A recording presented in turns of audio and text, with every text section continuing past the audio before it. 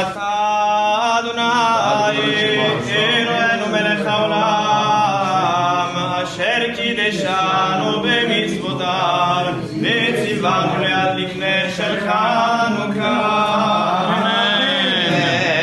אתה אדוני אלוהינו מלך העולם שעשה ניסים לאבותינו בימים ההם בזמן הזה. ברוך אתה אדוני אלוהינו מלך העולם שהחיינו וקיימנו והביאנו לזמן הזה. אמן. הנרות הללו אנו מדליקים על הניסים ועל הפורקן ועל הגבולות ועל התשועה ועל הנפלאות ועל הנחמות שעשית על עבודנו בימים ההם בזמן הזה על ידי כהניך הקדושים בכל שמונת ימי חנוכה הנרות הללו קודשם ואין לנו רשות להשתמש בהם אלא יגידי לנו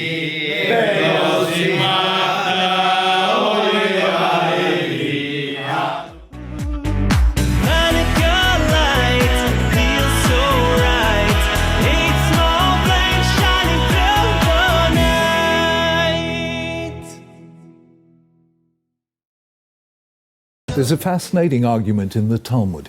Can you take one Chanukah light to light another? Usually, of course, we take an extra light, the shamash, and use it to light all the candles. But supposing we don't have an extra light, can we take the first candle and use it to light the others? Two great sages of the 3rd century, Rav and Shmuel, argued about just this. Rav said no, Shmuel said yes. Now, normally we have a rule that whenever Rav and Shmuel disagree, the law follows Rav. There are only 3 exceptions, and this is one. So let's ask, why did Rav say you may not take a Chanukah light to light others? Because, says the Talmud, komachish mitzvah, you diminish the first candle. Inevitably, you spill some of the wax or the oil, and Rav says don't do anything that would diminish the light of the first. But Shmuel disagrees, and the law follows Shmuel. Why so? The best way of answering that question is to think of 2 Jews, both religious, both committed, both living full Jewish lives. One says, I mustn't get involved with Jews who are less religious than I am, because if I do, my own standards will fall. I'll keep less. My light will be diminished. That's the view of Rav. The other says no. When I use the flame of my faith to light a candle in someone else's life, my Jewishness is not diminished, it grows, because there's now more Jewish light in the world. When it comes to spiritual goods as opposed to material goods, the more I share, the more I have. If I share my knowledge or my faith or my love with others, I don't have less, I have more. That was the view of Shmuel, and that's how the law was eventually decided. So, share your Judaism with others. Take the flame of your faith and help set other souls on fire. Happy Chanukah. Chanukah Sameach.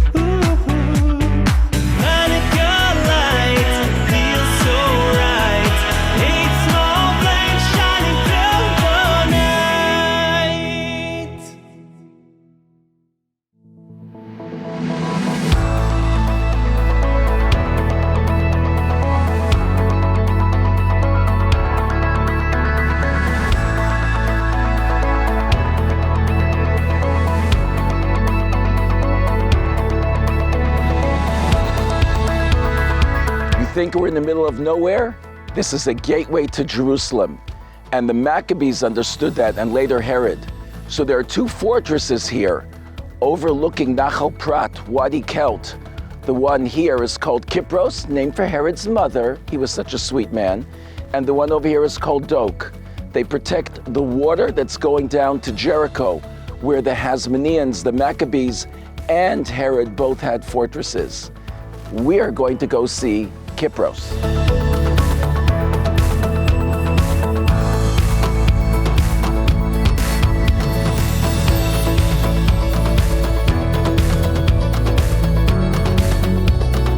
Yerushalayim, Jerusalem is behind us, the skyline of the tower sitting on the Mount of Olives. From that ridge, which overlooks the Temple Mount to the west, the scapegoat went out to the east, near us in the desert. Rain falls on the hills of Jerusalem, on the hills of Judah, feet springs, and they all come and flow through here, which we call Nachal Prat, this gorge over here that flows into Jericho, the city of dates, and feeds the famous spring of Jericho mentioned in the Bible. There is Dok, that is a Hasmonean Herodian fortress, which is the twin of KYPROS, where we are standing. The twin sentinels guarding these ridges and the gorge.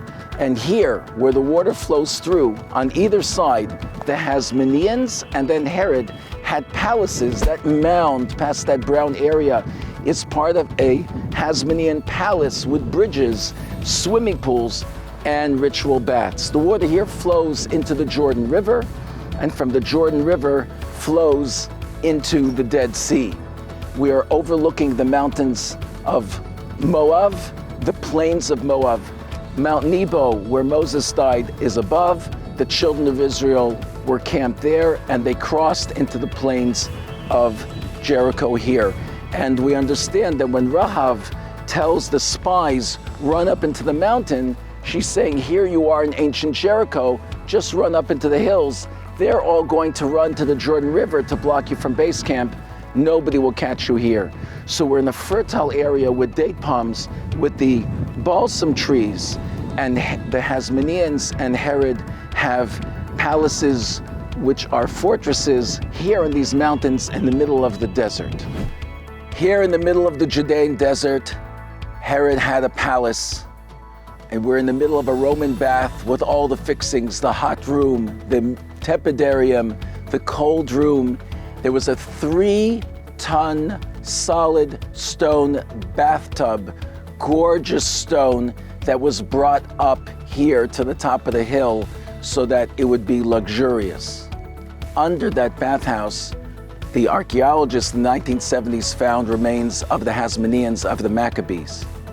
And here, with the staircase, is what they suggest to be a mikveh, 2,100 years old, a Hasmonean mikveh on the top of the mountain overlooking Jericho, with all the efforts involved to have a mikveh, to have ritual purity at all times. This was the standard for which the Maccabees lived. This is why they merited to find a jug of oil that was still pure. Reb Tzadok says, they could have used, you're allowed to have defiled objects when the whole public and when the temple's defiled. Why didn't they start without it? Because in chinuch, when you are beginning something, when you're inaugurating something, you do it on the highest level. It had to be pure. So if you're wondering, how did they find a pure oil jug when this is how you live your life? That's how you find. They saw TORAH, a level above the physical, a level where I, the soul, live in a pure way in the physical world. That's the upper level of TORAH, which the Hasmoneans achieved for us.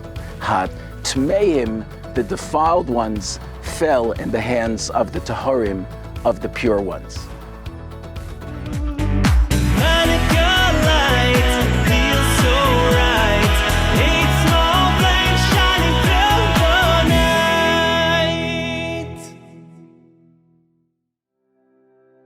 As we returned to Eretz Israel, we started walking these mountains, and everywhere we went, we saw mikvaot. In the mountains of Yerushalayim, in the Galilee, in the Golan, here in the Modi'in area where Chanukah all began. Everywhere you go, you see dozens and dozens of these ritual purity baths. They belong to Kohanim, to Levim, and in fact, to every Jewish family that wants to lead a proper Jewish life, it must have its own mikveh. So it became a sign. If you find some ruins, you can look around until you find the mikveh. Once you find the mikveh, you know Jews lived here. In one of the decrees described by Tanaim and Amoraim, a bride on her wedding day, on her way to create a new sacred space with her husband, a new Jewish family, was expected to stop by the hegemon, by the Greek ruler, and be with him first. This idea of the rite of the first night, it's known in other cultures too. But here it was part of a total assault on Jewish religion, on Jewish culture, on Jewish identity. It's directed to the heart, knowing that the Jewish nation derives its strength from its strong family units. It's aimed to that moment of inception of the family unit, trying to disintegrate it from within, from the very beginning. In one of the Midrashic description of how it all began, there's a passionate speech given by the sister of the Hasmonean on her wedding day. She turns to Yudah, to everybody we know, the sons of Matityahu, and she says to them, Shimon and Levi didn't keep silent when their sister Dinah was desecrated. How could you sit like this and see me like this at my wedding day? She tears her clothing to make the impression. And according to that version, that's how it all began. In fact, throughout Jewish history and to this day, from the very large, intricate world of Tum'ah and Tarah, the many, very complicated halachot of purity, the one ritual we hold on to and we're committed to is Taharat HaMishpacha, is family purity, and immersing in mikveh in that instance. Throughout Jewish history and to this day, it's a mitzvah that required dedication, commitment, devotion, sometimes mesirut nefesh, in the worst circumstances, under the worst weather, in war, in all kinds of trouble. Even today in Corona Day, Jewish families show true devotion and true commitment to hold on to their Jewish identity and to the strength of their Jewish family unit. בימים ההם, בזמן הזה.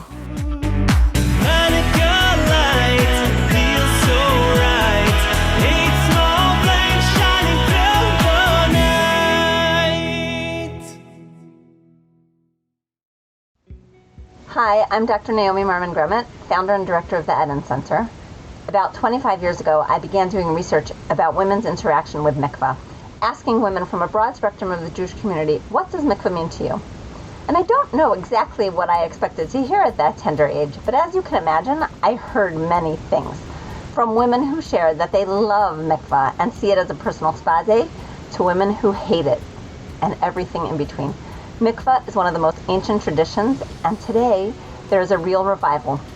There are those who keep it out of a sense of commitment to halakha, and those who are turning to mikvah as an ancient ritual that can have spiritual power and personal meaning in our lives today.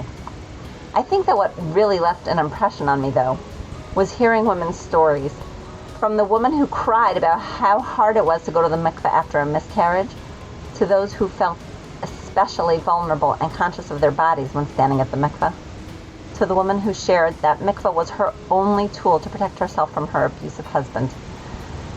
When I heard all these stories, I understood that when we talk about mikvah, we're talking about fertility, about intimacy, about our bodies, about relationships.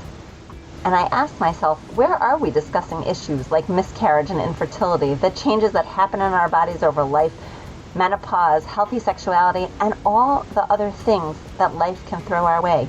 Shouldn't it, couldn't it be around mikvah? What happened to the idea of mikvah being an opportunity for enriched spiritual consciousness, for connection to our bodies, for greater kedusha? And then it clicked. Why do Chazal say that the mikveh needs to be built even before a Beit Knesset? It's, in my mind, to enable all of those conversations. Because mikveh affords us the opportunity to think about how we want to bring spiritual relevance to our lives and how we want to bring spiritual connection into our relationships and into our physical reality.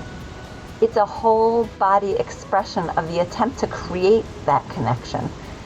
Immersion in the mikveh pool connects us in a very tangible and physical way to our foremothers because we're in the same pool.